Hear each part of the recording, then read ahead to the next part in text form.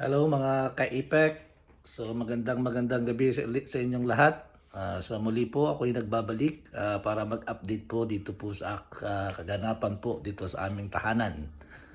So matagal-tagal na rin po tayong hindi nakapag-vlog, ngayon lang ulit nakapagsimula. So kagaya nga po nung sinabi ko sa inyo, mag-update po tayo para po dun sa mga gusto magpa-renovate, karoon po tayo ng idea. So yung promise ko po noon, sabi ko noon, ang susunod ko po is yung cabinet. Marami pong nag-aabang dun sa cabinet na papagawa po natin.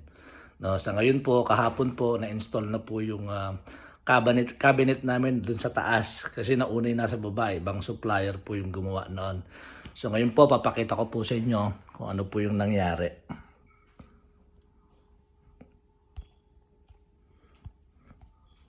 Ang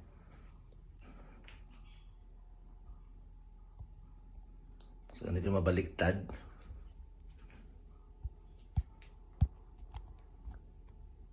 So, ito na po yung kaganapan. So, yan. Punta po tayo dito.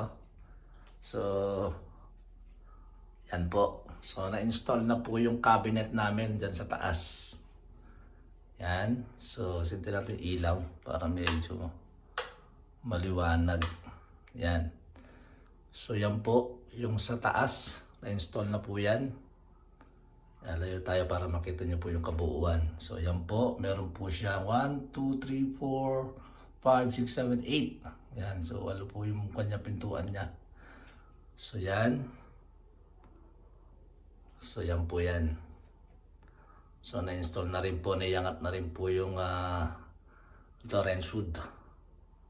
Yan, hanggang dito lang po, hindi ko na po pinasagad doon kasi tatamaan na po yung rep.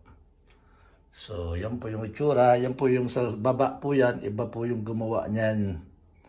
So, ang cost po niyan dito sa baba is, hanggang doon po yan, 6,500 po ang cost nito. Dito po, nag-canvas po ulit ako. Yung unang cost po kasi binigay sa akin nung gumawa dito sa baba is 18,500 daw po ito. Pero nakapag-canvas po tayo dun sa isang aluminum glass, binigay niya lang po sa akin to ng 14,500. Yan po yung sa taas. Yan. So, masinop na po. So, yan na po yung kusina namin ngayon. So, wala na pong ganong kalat. So, naitago na lahat. Yan. So, nandiyan na po sa cabinet. Then, yan. So, yan. Yung, ito, maganda rin to. Nabili namin sa Shopee. Nalagayan ng toothbrush. Then, lagayan ng toothpaste. So, pipindutin mo na lang dito yan. Ayos na. So, ito po yung laman yan. So, yung aking bar top po, medyo na po. Malinis na po siya. Wala na po siyang abubot. Dun sa aking lagayan ng alak, wala pa akong may lagay.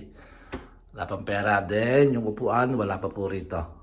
Okay? So, tignan po natin ano po yung itsura nung sa loob ng cabinet. Buksan natin yung unang pinto. So, yan. Yan. So, wala pa pong laman mga ka-IPEC. Papantin nyo, walang laman. So, nilagyan ko lang muna dyan. Yung ano muna nilagay yung rice cooker para hindi sa gaba kasi wala pa pong laman. Then, yung aking ginagamit, diabetasol, yung bagong flavor ng diabetasol, creamy almond. Yung, maganda po yan. So, kung gusto nyo po magpapayat, gusto kong diabetic po kayo, pwede po yan. So, yan po yung ginagamit ko. Okay, since sa pre-diabetic stage na po, dati ako nagpa-check up kaya bumili na po akong diabetasol. Then, ito po yung pangalawang pintuan. Yan, dito po nakalagay yung mga gamit ni Mrs. Yan, yung mga kanyang yung mga ganyan, platito na malaki, ibang mangkok. Yan nakalagay lahat. So yan po yung pangalawa. So kagandahan yan. Okay, kahit bitaw mo na, magkukusa ng babalik yan. Then itong pangatlo. Yan. So yun yung pangatlo. Lagayan namin ng mga kung ano-ano. Mga abubot, kape, asukal, gatas. Yan. Then doon namin nilagay yung namin oven toaster. Then dito, sa ibabaw ng gas range, pwede rin siya kasi may divider doon. Sorry. So yan. So Meron po siya itong divider pa dito. So nakalagay po yan. So meron pa, marami ka pang mailalagay din dyan sa area na yan. Yan. Sara natin. Then ito yung huli. Now, dito ko nilagay yung mga condiments. Yan. So nandyan lahat yung condiments namin. Ito malaki-laki to, hindi ko na pinalagyan ng divider. Para kung may malaki akong mga condiments, yan. So pwede kong ilagay dyan. So hindi na siya ganun kababa. Okay? So yan po. Yung second po, ang cost po niyan is 14,500 po. Yung nasa taas po. Yan, kaka-install lang po kahapon. Then punta naman po tayo dun sa baba. Tingnan natin sa baba. Ito po yung baba namin. So, naipakita ko po no last vlog ko po ito eh. So, dito po yung pull up. Lagayan ng baso, kutsara. Then, lagayan ng plato. Yan. So, masinop po siya. Okay. Then, yung pangalawang pintuan. Ito po yung labasan natin. Ito po yung lagayan ng tangke sa katubig namin. Yan. Masinop na rin po siya. Then, next, yung pangatlo. Yan. Yung po yung tsura niya. Lagayan ng mga kawakawali. Yan. Then, yung last. Yan. Ito pa yung karugtong. Lagayan ng mga kawali ni Mrs. Mga kaldero. Yan, mga ibang abubot. Yan po nakalagay. Yan. So, yan po yung update, kaganapan dito po sa aming bahay.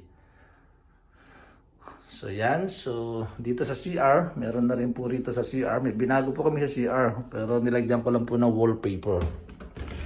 So papansin ninyo, yan. So dati puti lang po yung pintura niyan. So nilagyan ko ng accent lang yan. Kala nyo po tiles, pero wallpaper lang po yan. Nabibili lang po yan sa Lazada. Lazada, Shopee, yan. So nabibili po yan. Binili ko po yan sa Shopee o Lazada.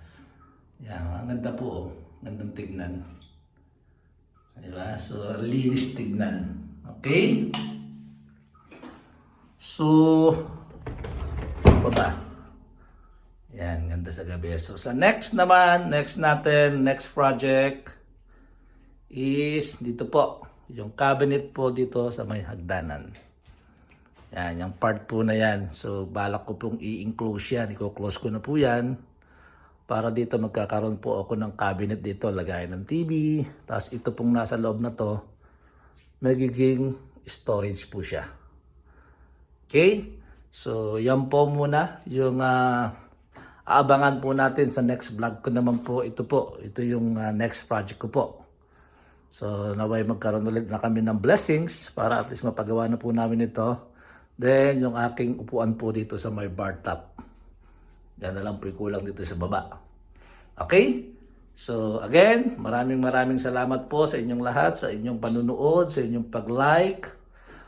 If you like this video po, paki-like po, paki-subscribe, at paki-share na lang din po. Bye-bye! Maraming salamat po!